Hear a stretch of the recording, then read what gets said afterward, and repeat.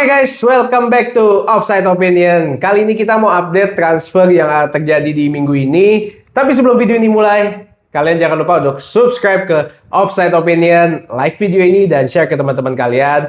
Bunyikan notifikasi untuk tidak miss video-video kita berikutnya. Kita mulai aja yang pertama, menurut gue ini yang paling besar dan berita sedih banget sebenarnya buat gue sih. Vinicius Junior extend ke Madrid. Dan nggak jadi. Vamos. Nggak jadi. 6 years more and forever. Vini stay, bro. Ya, gue nggak pengen Vini banget.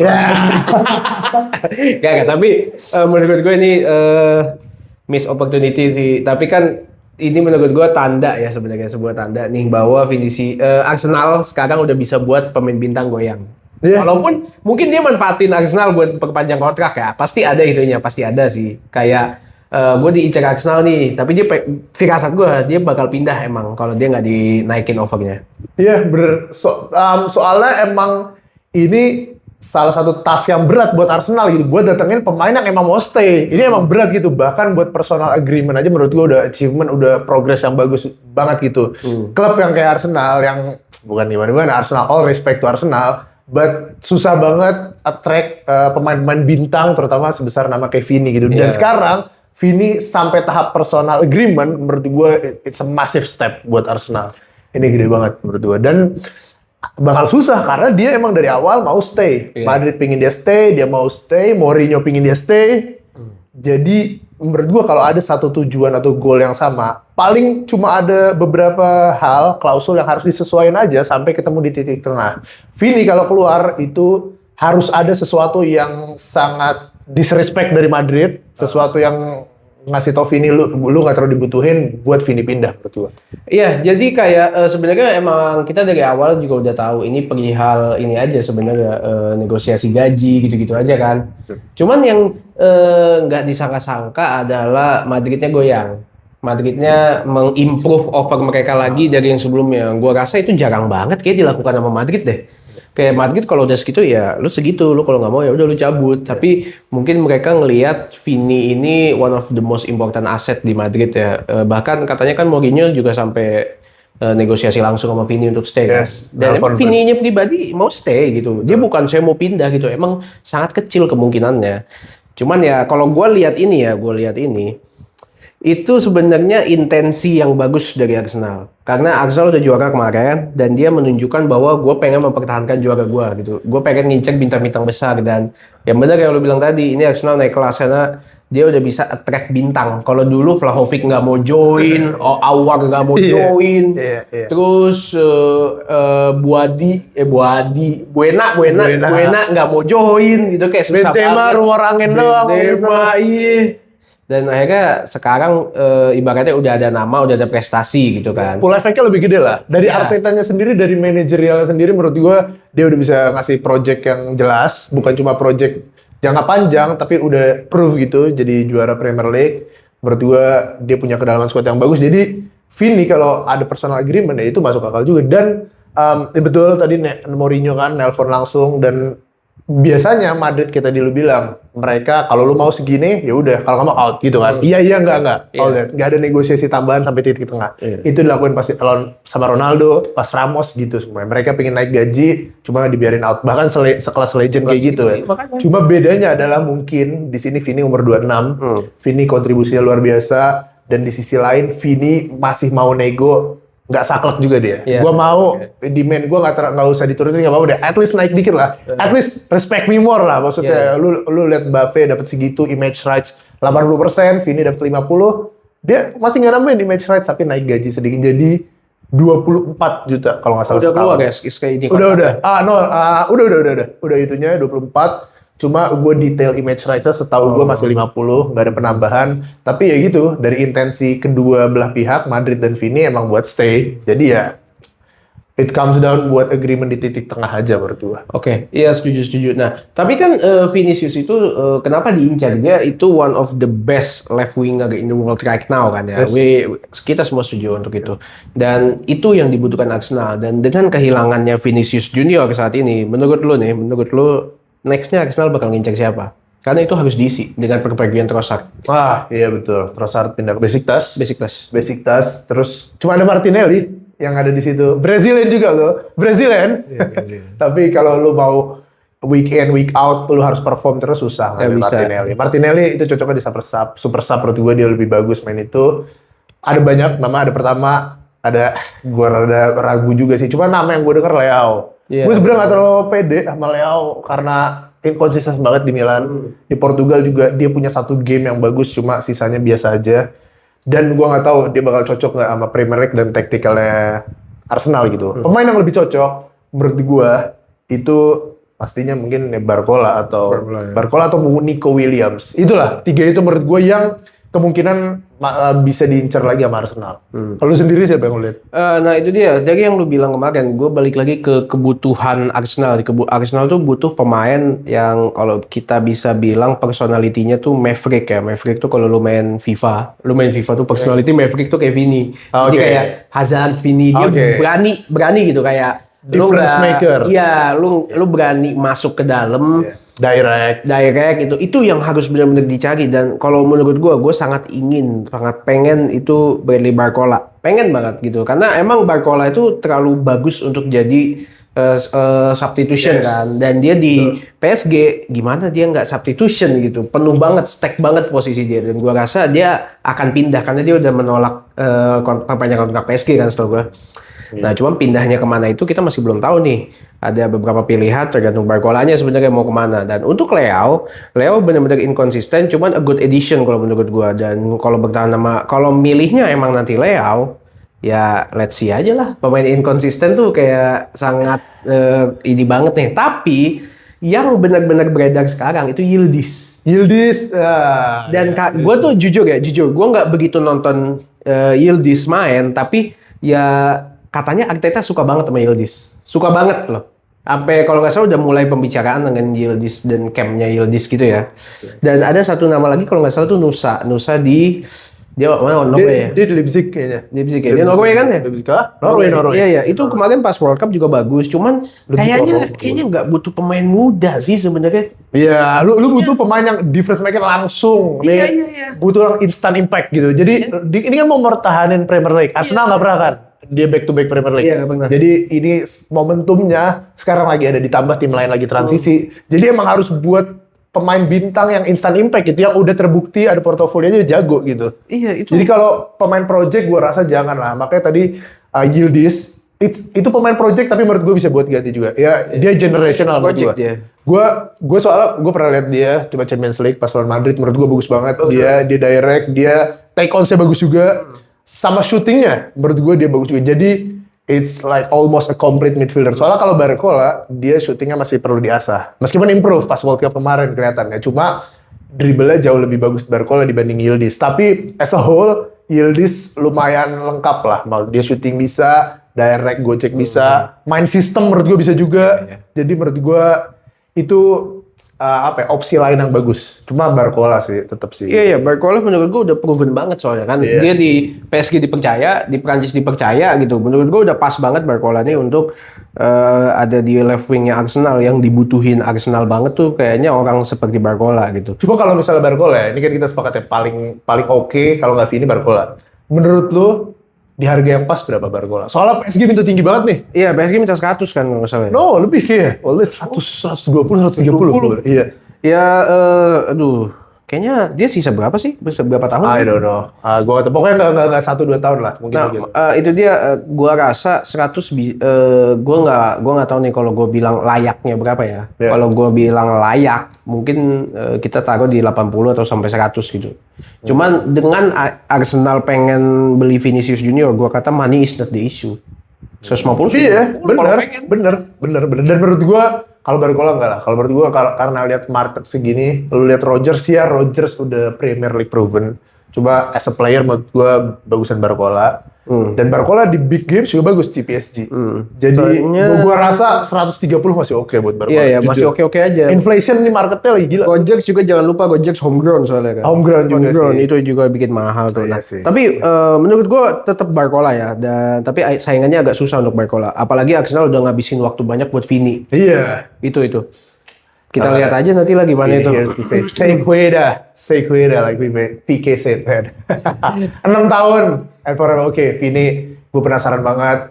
New contract, new looks. Kita lihat new coach. Kita lihat gimana di Madrid ya. Hopefully Ya, kita lihat Madrid gimana. Tapi ngomongin Madrid, ini ada satu yang akhirnya official. Diomande finally here we go dari Fabrizio. Akhirnya masuk. Gimana tanggapan lu menurut lu? Diomande bakal gimana? Jadi fans Madrid nih, lu nggak bisa satu hari aja tenang, nggak bisa deh. Kita lihat ada kontrak Vini kemarin saganya. Diomande yang awalnya itu kan ada beef tuh. Plattenberg sama Fabrizio yang dia bilang ini belum here we go, lu jangan kecepetan. Terus Fabrizio bilang, gila gue udah bertahun-tahun, udah 10 tahun lebih di sini, ini udah here we go, tenang aja dia datang. Dan finally it's official di Madrid, dan dia menurut gue emang didatengin bukan buat the left wing. Kemarin soalnya pas ada Vini ke Arsenal, Diomande mau datang, ada narasi bahwa ini buat gantiin Vini di left wing, maka Vini ke Arsenal. Tapi kalau gue lihat Mourinho pengen Vini pengen stay, dan Diomande juga main di right wing sering banget pas di Leipzig, dan dia sangat bagus di right wing. Beda banget cara mainnya dengan Rodrigo menurut gue. Dia take on lebih bagus, dia bisa lebih direct, bisa ngambil resiko lebih banyak. Emang masih banyak yang perlu di-develop kayak shootingnya. Tapi menurut gue decision making, dribble, sama take on itu penting banget di Madrid. Saat tactically itu butuh, apalagi pelatihnya Mourinho nih sekarang bakal butuh banyak individual brilliance menurut gua. Jadi pemain-pemain yang bisa make a difference kayak Diomande itu penting banget dan bakal krusial banget nih musim depan. Oke, menurut gue Diomande emang worth to watch ya. Kita pengen tahu Diomande bakal perform gimana di tim-tim yang sekelas Madrid sebenarnya. Dan ini satu lagi, sorry, dia 140. Ini price tag yang buat beban banget nih. Pressure banget, sumpah. Pressure banget, apalagi di Madrid. Iya. Madrid tuh walaupun lu udah juara UCL 3 kali, besoknya lu nggak ngegolin, lu dihina. Ronaldo dibu. Iya. Gila emang. Dia Kayak mau gitu. top level every week, every day, every match lu harus top level. Dan di Madrid dengan price tag sebesar itu, jadi dia pembelian termahal Real Madrid, lu bayangin. Iya, Dengan titel dan price tag segitu, otomatis pressure dari media, dari fans, dari semua orang pasti ke Diomande. Ditambah lagi Diomande yang belum terlalu buktiin di big games lah, di big match UCL. Jadi ini pada nungguin nih, ini gimana dia apakah layak dihargain segitu. Semoga sih dia bisa perform sesuai harganya sih. Dia umurnya masih berapa ya? 19 ya? Dia Gila, 19. muda banget ya. Mudah banget. Tapi ya itu, di big games kita perlu lihat lagi gimana Diomande ya. Hopefully done well tuh. Hopefully. Dan menurut gua dia bisa bagus lah. Dia bisa bertahan, bantuin tren. Nah itu satu lagi, defensifnya dia lebih bagus dari Rodrigo. Jadi karena right back-nya tren, dia bisa lebih bantu cover. Maksudnya apa sih? Attackingly, wow. Gila gak ada yang nandingin. Cuma defensively, Obok-obok Martinelli. Gue rada ragu.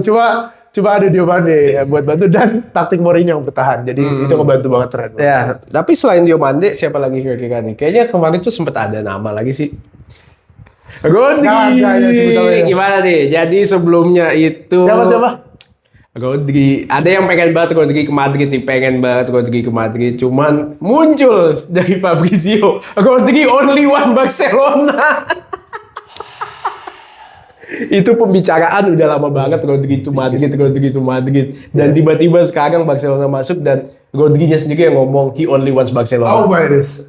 Kelar loh, udah. Bro, tembak tuh langsung. Udah. Dan penawarannya juga kayaknya bakal sekitar 70-80 kan. Ya, City minta itu. Ya, menurut lu gimana? Rodri udah ACL. Menurut lu waktu itu kalau Barca yang beli ya, bukan Madrid. Barca yang beli. Oh my God, soalnya dia di semua tim worth it, coba. Dia di semua tim, lu masuk Arsenal, masuk Chelsea, masuk MU, masuk Madrid, Barca, Munchen, PSG. He's worth to watch. Dia bagus, dia bisa improve tim itu. Bahkan di PSG, menurut gue gelandang PSG lu tahu kan sebagus apa. Cuma lu tambah Rodri, lu kasih experience, lu kasih quality yang bagus. Bukan cuma di lapangan, tapi off the pitch juga. Apalagi kalau di Barca ya. Lu tahu Barca gimana? Di situ ada Pedri, Gavi, Fermin, Olmo. Belakangnya mungkin yang lebih ke six itu ada Casado sama Bernal. La Masia semua nih, mereka bisa belajar dari Rodri. Rodri bisa jadi mentor dia dan bisa buat mereka lebih baik gitu. Entah dari dia bermain atau di training ground atau ketika mereka ngobrol, mereka bisa look closely to one of the greatest, if not the greatest six of all time. He's great player, greatest. Jadi ini masif banget kalau Barca itu. Dan itu kayak ngasih tahu nih, ini Madrid lagi butuh tongkat nih. Cuma belinya topi, belinya kacamata. Ini lagi butuh tongkat nih udah. Belinya baju, butuh midfield, butuh six, butuh tempo setter, metronom, orkestrator, apapun lah. Lo mau bilang itu, kita butuh midfield yang bisa megang bola lama. Kemarin gue lihat kok di midfield lawannya masih friendly sih lawan Ferencváros. Itu jelek banget midfieldnya sumpah. Gak ada yang bisa kontrol. Dan Rodri diambil Barca, rival. Itu udah kayak apa bahasanya, salt in the wound. Itu udah luka dikasih garam lagi tuh. Ya, dan juga midfieldnya Barca kan emang udah bagus kan. Ditambah Rodri itu kayak lu pakai steroid sebenarnya. Iya. Kayak beneran pakai steroid itu bakal kuat banget. Betul. Dan ini gimana ya, gue ngeliatnya ya, Rodri itu masih worth it banget walaupun udah UCL, karena kita lihat di World Cup kemarin itu dia bisa perform dalam 11 game berturut-turut, dia perform terus kan. Iya, betul. Nah, cuman kita lihat aja dalam semusim gimana. Semoga Rodri nggak ada cedera-cedera lagi sih, karena itu yang ditakuti dari pemain yang udah ACL kan. Dan Gua gak mau doain pemain cedera sih. Cuma ya semoga gak cedera, semoga gak cedera. Semoga gak cedera, semoga sehat terus. Tapi semoga terus. kita masih belum tahu kan, mereka atau enggak kan. Karena bahkan awalnya 45. Bro, that's crazy. Come on, have some shame, man. Beli Kasper aja dah kalau 45 mah. Nah, Rodri 45, tapi let's see lah ya diterima. Meskipun dia 29, udah tua cuma Rodri. Lu ngomongin pemain all-timer nih. Maksudnya, ya at least 75. Makanya Madrid, ada dua sebenarnya nih isunya Rodri yang ke Madrid. Satu, yang tadi yang dibilang bahwa dia pinginnya Barca. Dari awal nih, dia cuma manfaatin Madrid buat tahapannya naik. Dan Barca ngeliat, oh ini Madrid bisa tambah bahaya. Oh gue beli pemain incerannya, dan Barca nggak butuh-butuh banget gitu midfield. Emang nggak butuh-butuh banget. Dibeli itu udah langsung kayak skakmat buat Madrid. Nah, lo udah nggak bisa ngapa-ngapain buat tahun depan. Atau yang kedua, ada lagi versinya adalah Perez yang lama-lamain board Madrid yang nggak terlalu mau sebenarnya Rodri. Itu ada versi gitu karena Perez sebenarnya dari awal nggak mau. Itu merupakan janjinya Riquelme, saingannya dia pas lagi pemilihan. Terus Perez nggak mau, ini pilihan dia. Egonya keserang nih, egonya. Dia nggak mau, gue nggak terlalu butuh. Tambah lagi ada beef yang Ballon d'Or waktu itu Madrid nggak mau datang dan lain-lain. Jadi sebenarnya nih Perez ada yang lain lah, ada versi lain. Teori bahwa emang nggak mau, cuma pas ngelihat di performa di World Cup, dia ke pressure sama media, sama fans, sama semua orang. Jadi oke, kita buat rumor, coba kita low balling City, kita kasih 40, kita kasih 45. Kita tahu nggak bakal diterima City nih.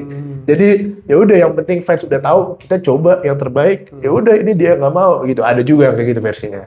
Cuma gimana menurut kalian lah? Coba tulis di kolom komentar. Menurut gue pribadi sih lebih percaya yang kelamaan sih menurut gue sih. Soalnya gimana ya, dia tuh semusim kemarin udah twerking sama Madrid, udah ngode-ngode mulu. Di interview dia bilang, this is the best team in the history, kalau ada offer gue pasti tertarik. Menurut gue ini karena Rodri as a player, as a person, pasti lu nawar segini, lu ada respect gak sih ke gue gitu. Nah, sementara Barca personally udah bagus, secara kultural juga udah bagus, dia ngobrol ke Pep juga katanya. Dan tapi Barca City-nya nih, kira-kira bisa nggak? Itu sih. Ya, let's see aja ya gimana Barca nawarin. Soalnya kan yang kita tahu Barca lagi kelilit utang kan. Utang cuman ya udah ngeluarin duit banyak lah buat Gordon itu. Iya, makanya. Itu bahaya. Dan kebutuhan mereka tuh striker, sumpah. Ya, let's see aja. Mereka ada siapa? Goal scorer in World Cup final. Jangan salah. Ngomongin. Dia mau ke PSG tuh. Ya, let's see aja. Ferran Torres sama dia semusim jelek, satu game tuh dipakai buat itu aja. PS Barca mau dia keluar, gila. Dan dia, ntar kita bahas juga nih gimana Ferran Torres ke PSG ya. Cuma ya gitulah, Barca menurut gua harusnya butuh striker sama back buat nemenin Kubarsi. Tapi mereka lebih pilih gelandang buat ngasih skakmat nih Madrid. Udah, lu mau main gimana musim depan?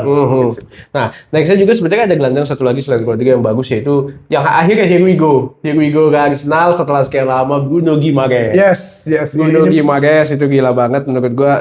Sebenarnya kita udah tahu itu here we go kan. Kita udah semuanya udah tahu itu akan here we go karena Bruno G udah ngomong dia mau ke Arsenal, dan juga Arsenalnya pengen Bruno Guimaraes, dan juga Newcastle yang kayaknya mau ngerombak semuanya nih, dari Tonali yang dijual, Eddie Howe cabut, Gordon dijual, Lewis Hall kemungkinan cabut juga. Makanya ini kayaknya emang udah waktunya Bruno G here we go ke Arsenal. Dan yang dia bilang kan, dia dapat chat dari guys katanya, kamu pergi, we are friends now, we don't fight anymore gitu. Kayak ini midfieldnya kuat banget Arsenal. Gimana menurut lo? For me, menurut gue ya, ntar gue minta perspektifnya juga tentang gimana dia bisa main di midfield Arsenal yang banyak banget opsinya. Cuma as a player, menurut gue, Bruno G is the best midfielder outside top 6. Menurut gue, dia gelandang paling bagus di luar top 6 Premier League itu Bruno G. Mungkin ada, bisa dibilang juga, siapa yang di Nottingham Forest? Oh my God. Elliot Anderson juga, terus habis itu yang CM-nya Gibbs White juga mungkin bisa dibilang itu banyak lah pemain bagus. Cuma menurut gue Tonali juga, menurut gue Bruno G is the best midfield outside top 6. Jadi ini pembelian masif banget buat Arsenal. Harganya 75 buat pemain yang umur 29 tahun tapi udah proven. Dan banget. Ini salah satu yang gue sebelin juga. Sekarang tim besar punya obsesi sign pemain muda yang bisa di-develop 5-6 tahun ke depan.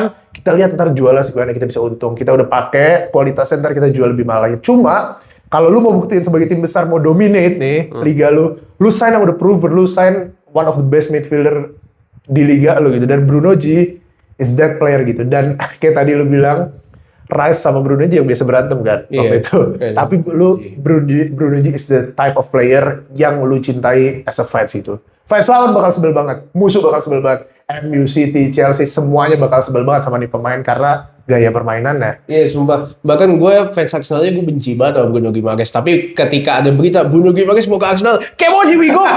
Ayo! Gitu. Gitu. Banyak pemain yang kayak gitu, kayak Ramos. Karena kita tahu kualitas mereka. Betul. Kita tahu kualitasnya. Dan lu kesel kalau ngelawan tim, lu pasti kesel banget kalau ke Stadion Newcastle, away day, ada Bruno G sama Tonali, sama Joelinton, yang midfieldnya, physicalnya kayak gitu. Pasti lu, wah gila capek sih ini. Capek, Pak. Joe Shelby kan? Coba as a physical player, as a six atau dia bisa main di mana aja tuh dia ngeri banget di midfield. Jadi dan gue gak bayang dia duet sama Rice, gila sih. Nah iya makanya as a rival club gue benci banget pas sama Bruno G itu, benci banget karena dia mainnya physicality banget dan juga dia begitu sekali selebrasi 10 kan. Itu kayak anjay, gue kesel banget, gila gue kesel banget sama Guimaraes. Terus habis itu cuman masalahnya kalau Guimaraes itu kita tahu kualitasnya bagus. Udah gitu. Bagus, kita tahu banget kualitas Bruno Guimaraes itu seperti apa. Kita nggak hanya lihat dia di Newcastle, bahkan yang nggak nonton Premier League lihat dia di Brazil gimana mainnya bagus banget kan. This is second best Brazilian di World Cup itu. Setelah Vini, iya. Asis 4 asis di 5 game, gila. Iya. Asisnya bagus. Dia miss penalti ya, tapi ya itu penalti 50-50 lah. Cuman ya itu menurut gue best signing dari Arsenal di transfer window kali ini itu adalah Bruno G ya. Harusnya sih Vini kemarin, cuma kan nggak jadi ya. Nah, kalau lu bilang tadi bagaimana caranya Bruno G bermain di midfield Arsenal, ini opsinya kan banyak banget. Ya, gimana midfield Arsenal akan terlihat musim depan? Nah, jadi kalau menurut gua untuk line up-nya udah pasti tuh menurut gua ya, Bruno G nggak bakal jadi substitution. Pasti kita ngomongin sama CAM-nya juga berarti ya. Yes. Itu pasti Rice, Bruno depannya, kalau nggak Odegaard, Eze. Itu yang pakemnya begitu. Cuman kalau ketika mau main lebih possession lagi, kita bisa masukin Lewis Kelly. Kalau mau main vertikal, Lewis Kelly. Kalau mau main lebih low block bisa masukin Zubimendi, atau mungkin lebih direct Zubimendi juga bagus gitu.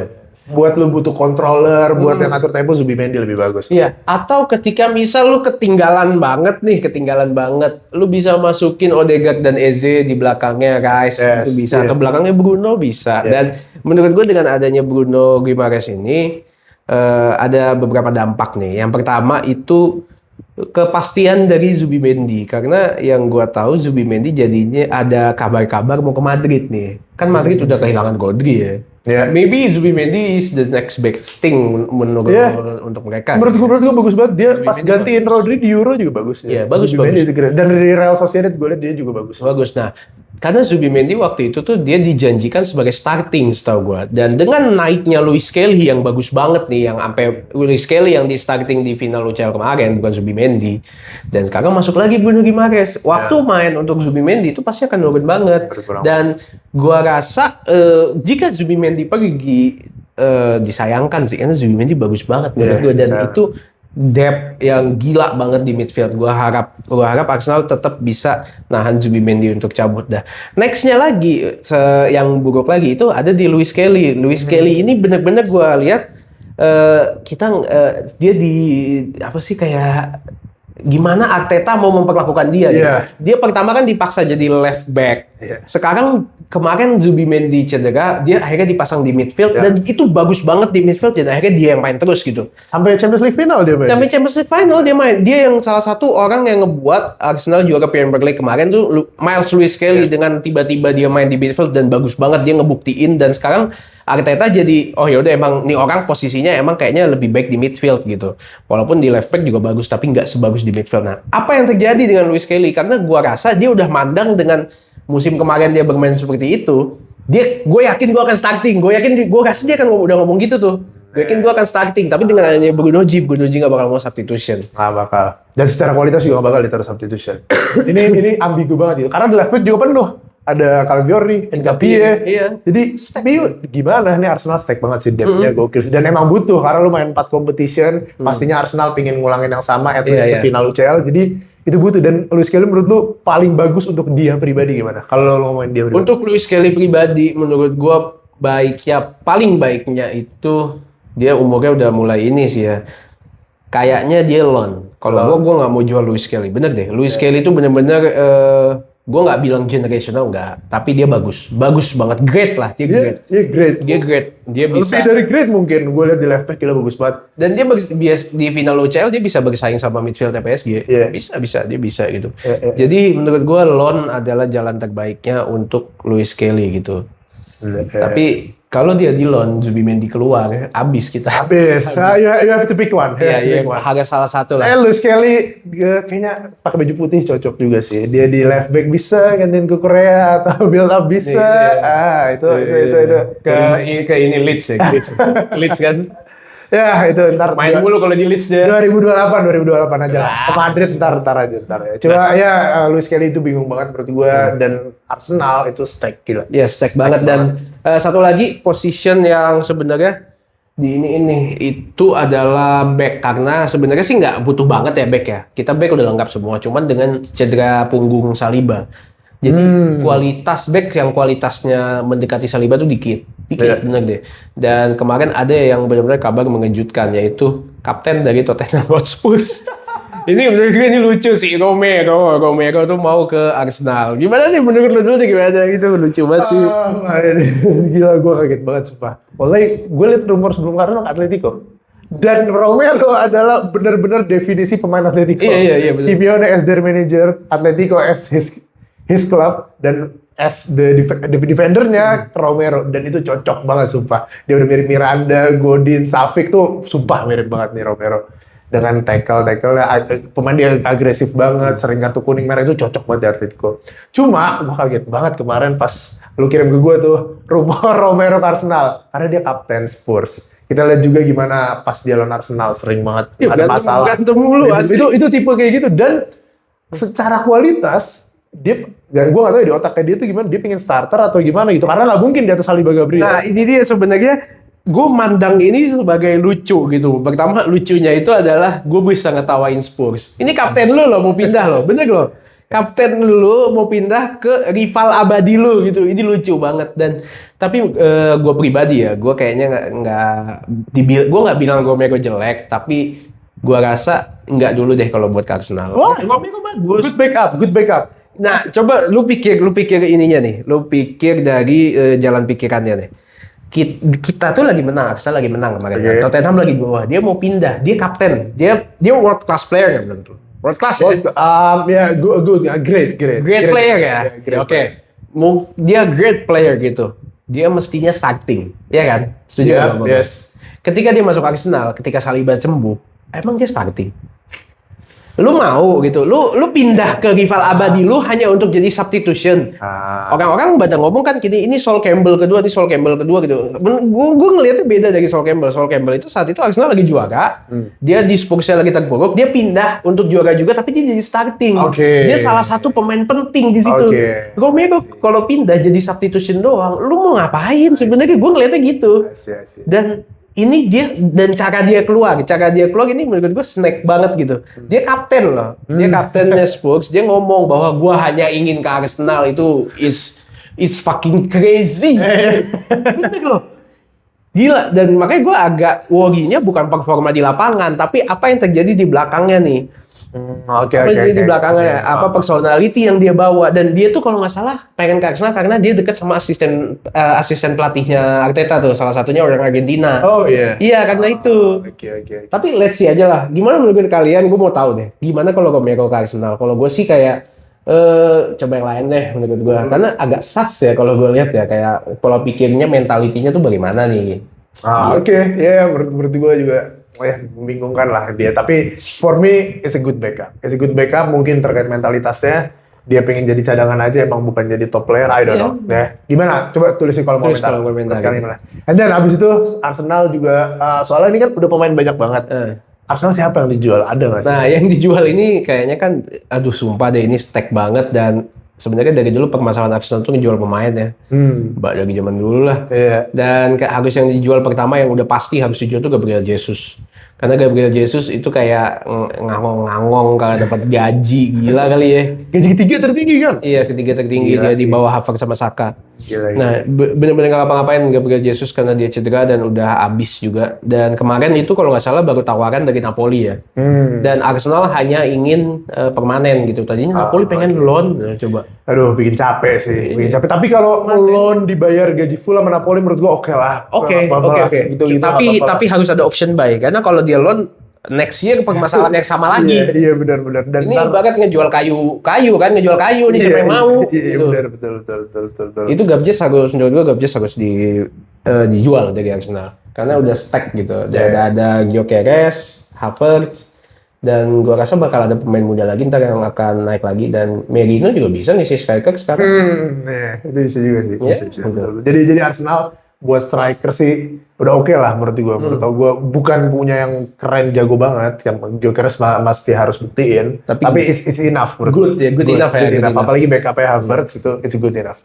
Coba yang kurang nih menurut gue, yang not good enough itu back Liverpool menurut gue. Karena Konate pindah ke Madrid, sisa Van Dijk, Joe Gomez, come on 2026. Sekarang ada yang datang ke Liverpool, ini senyap banget nih. Ini boleh lebih keren dari Ninja ini beritanya, sumpah. Gak ada yang tahu, gak ada yang rumorin, gak ada berita satu kata pun gue lihat tentang ini. Araujo ke Liverpool. Gimana ya? Dua-duanya tinggi, Araujo sama Van Dijk, dan gue rasa dua-duanya kuat. Tapi kan kita tahu performa Araujo kan. Lu yang nontonin Madrid Barca, tahu kan berapa kali dia kartu merah. Iya kan? Gue lihat gimana Araujo pas dijual, here we go ke Liverpool. Gue lihat komen fans Barca, oh terima kasih Deco, lu bisa jual Araujo 55 juta. Dan gue setuju gitu, maksudnya Araujo is not the same. Dia di awal bagus banget. Apalagi duel sama Vini tuh suka imbang gitu. Vini bukan dog walking, dia bukan gocek, dia bukan malu-maluin dia mulu lah kayak sekarang. Di awal-awal Vini tuh kesusahan banget lawan dia. Dia back tinggi, cepet, dan decision makingnya bagus awal-awal. Terus di pertengahan karir di Barca, dia sempat, gue nggak tahu masalahnya apa, dia ada kena mental lah, mungkin mentally karena dia main jelek, ada bulian atau dari pressure dari media, I don't know. Akhirnya dia sempat izin cuti tuh waktu itu ke Barca. Kalau tahu dia ke Israel, terus dia, gue nggak tahu apa yang dia lakuin ya, gue nggak tahu dia Yahudi atau apaan, tapi dia ke Israel istirahat, ke yang itu temboknya itu, ada tuh gue lihat fotonya, cuma diminta pertolongan dan balik lagi ke Barca. Balik dijual. Ya, tapi sebenarnya kadang-kadang yang kayak gini ya, yang kayak gini itu malah perform loh. Nanti malah perform di Liverpool. Soalnya expected-nya udah di bawah. Ekspektasinya nggak tinggi dan cuma tapi dia dan 55 juta di market kali ini menurut gua kalau orang yang nggak lihat performanya Araujo akhir-akhir ini bagus menurut gua. 55 juta bagus. Ini tuh udah harga wajar gak sih? Harga wajar sekarang. Harga wajar. Jadi menurut gua 55 juta ini kalau performanya bisa kayak di Barca di awal, it's a steal bahkan. Steal banget, gila. Steal banget. Ya. secara physically bagus, bisa nemenin Van Dijk juga. Umur juga belum tua banget kayaknya, masih 24 tuh. Iya, Van Dijk, Araujo, Alisson, duanya udah proven, IPL proven ya. Yes. Tinggal Araujo aja nunjukin gimana performa dia nanti. Dan juga selain Liverpool tadi udah kita bahas, ini yang bergeraknya agak dipertanyakan juga sebenarnya sekarang City. City kita tahu kan sekarang Enzo Maresca bukan Pep Guardiola lagi. Dan yang tadi udah kita bahas juga, Rodri kan. Nasibnya Rodri bagaimana itu kita masih belum tahu. Cuman yang mau dipertanyakan itu kenapa belinya Pedro Neto? Gue bingung dan mahal banget. Berapa emang Gue kayaknya sekitar 80 deh Pedro Neto gitu. Gue tahu Pedro Neto tuh bagus gitu. Pedro Neto nggak ada capeknya gitu. Cuman 80 untuk Pedro Neto. Ya, 80 buat pemain yang atribut paling bagusnya itu nggak ada capek, strength sama pressure, itu nggak bagus gitu maksud Itu gua. Martinelli itu. Itu yang disebut Martinelli dengan shoot yang lebih bagus. kalau lu bilang nih pemain siapa yang nggak ada capeknya lagi-lagi pressing bagus? Ya Martinelli. Ternyata maksud lu Pedro Neto kan? Cuma bedanya Martinelli gitu. shooting sama crossingnya lebih bagus lah. Ya, Shooting itu- sama crossingnya lebih bagus lah. Neto. Ya, tapi ini yang harus dipelajari juga ya. Cara Chelsea menjual pemain ini bagus banget gitu. Iya. Kalau nggak mahal gitu, Iya. belinya murah atau enggak belinya mahal banget, tapi ngejualnya juga mahal banget gitu. Iya benar itu bingungin sih itu gimana Iya. Neto kalau beneran City mau 80 itu dikadal-kadalin sama Chelsea. Cuma gue nggak tahu dulu di Wolves gue liat bagus soalnya tuh. Bagus. Dan Chelsea kayak naik turun gue nggak tahu dia tipe pemain yang nggak bisa di tim besar kan ada tipe-tipe pemain gitu di tim jelek di tim biasa ala mid bagus banget. Nah. Itu tim gede sama pemain-pemain kualitas lainnya malah nggak perform. Nah iya, tapi Pedro Neto ini bisa dibilang sebenarnya bagus dan dia angin-anginan kalau dibilang. Oke, Gue benchmark aja dari yang kemarin ya. Chelsea itu sempat seri sama Arsenal 1-1 apa 2 sama ya, gue lupa. Tapi itu Pedro Neto yang bikin susah. Bener-bener dia nerobos lagi ujung lagi dan nggak diganti 90 menit dia selalu begitu, itu gila banget menurut gue. Oke, tapi masalah utamanya inkonsistensi. Konsistensi dia. Kayak Madrid tuh ada Brahim Diaz yang bagus banget tuh tahu kan kalau di Maroko gimana. Cuma perform kadang bagus, Rodrigo juga kayak gitu. Jadi ya oke, misalnya Pedro Neto bagus, cuma mereka butuh yang konsisten ya. Cuma kalau di City ya, mungkin bisa jadi sub juga oke sih kalau pemain gitu. Oke, tapi 80 M untuk sub. Nah, oke. Kan itu yang Ya. dipertanyakan price tag-nya. Lu Yes. kalau mau beli Pedro Neto di harga 30-40, no one nggak ada yang lihat. 30-40 nggak mungkin lah ya, 60 masih oke lah. Iya, tapi nggak ada yang lihat kan kalau di harga 60 pun nggak ada yang lihat sebenarnya. Ini 81 kalau nggak salah boleh Gila kebayang. sih. Gila sih Nah, itu. Gila dan sih. juga next-nya itu wonder kid dari Piala Dunia kemarin itu Ayub Buadi. Itu yang diincar City. Nah, ini yang jadi pertanyaan. Ini buat gantiin Rodri atau gimana? Nah, itu kan yang orang lihat si Rodri kan belum pasti. Dan Rodri tuh dari yang gue denger ya, dari rumor tuh dia pingin sebelum balik karena minggu depan tuh pemain-pemain dari Spanyol udah balik ke klubnya masing-masing. Pokoknya sebelum balik udah ada keputusan nih. Gue stay di City, gue ke Barca atau gue ke Madrid atau gue kemana. Rodri udah pingin itu gitu. Jadi kalau misalnya jadi Rodri ke Barca dan rumor paling kuatnya kan itu dia ke Barca, City butuh pemain di belakangnya gitu, as a six. Iya, Elliot Anderson mungkin bisa dapat role itu kayak dia main di Inggris ya, bareng Rice lah. Dia double pivot. Cuma menurut gue butuh orang-orang yang bisa keluar dari press lebih bagus sih dari Elliot buat kontrol pertandingan lah. Dan Buadi itu salah satu pemain yang cocok. Tapi apakah dia masih terlalu muda dan apakah is he proven enough gitu buat jadi pemain City inti? Menurut gue belum sih. Bahkan ada rumor juga dia dijadiin pemain project. Jadi kayak disimpan, dibeli, cuma di loan lagi. Di-loan Dia lagi. dibeli terus di loan lagi sampai udah mateng banget, umur 22, 23 baru dimainin. Karena dia ngeliat nih City mungkin harga segini masih oke nih dengan potensi yang gede banget. Kayak Saliba di Arsenal ya. Saliba Arsenal gitu ya? Iya, dia dibeli itu awal-awal Arteta, di loan sampai di Saint Etienne sampai menang oke. masuk team of the season pemain Oh loan. iya. Akhirnya baru Bagus banget tuh. dimainin 2022. Oke, Itu ya, Saliba oke gitu. itu. Ya Iya. mungkin bisa jadi kayak gitu juga dan taktiknya berhasil di Saliba. Berhasil Mungkin di bisa Saliba. juga di Buadi kan. Dia dibalikin lagi ke Prancis. Berarti Saliba dibeli, dibalikin lagi ke Prancis. Balikin lagi Bisa ke jadi. Saint Etienne. Bisa jadi sambil sabar-sabar sama berarti kan ntar Elliot Anderson sama Cherky sama siapa tuh namanya itu berarti dia sama katanya Enzo juga mau ada rumor-rumor juga Ada tuh rumor ke City. Enzo juga, cuman Enzo masih belum jelas nih sampai Sebelum sekarang. jelas. Dan soalnya udah dibenci banget ya di Chelsea gue. Iya. Tapi kontraknya mahal banget kan? Iya makanya. Nah, gitu lah. Let's see aja. Cuma sama Nico Gonzalez mungkin. Nico Gonzalez Iya, ya Nico paling Gonzalez. 4 itulah kalau Rodri keluar lah. Dan Buadi bisa dijadiin project buat masa yang akan datang. Itu untuk City dan yang tadi Ferran Torres gimana nih? Oh iya, Ferran Torres. Ya, kita harus bahas Ferran Torres juga karena nih pemain ya, wallahi bro. Dia habis golin jadi World Cup winner, dia fair enough lu golin Spanyol satu-satunya di final extra time kayak Götze, kayak Iniesta 2010. Iya. Cuma nih egonya jadi tinggi banget. Dia nggak sadar bahwa you still Ferran Torres bro.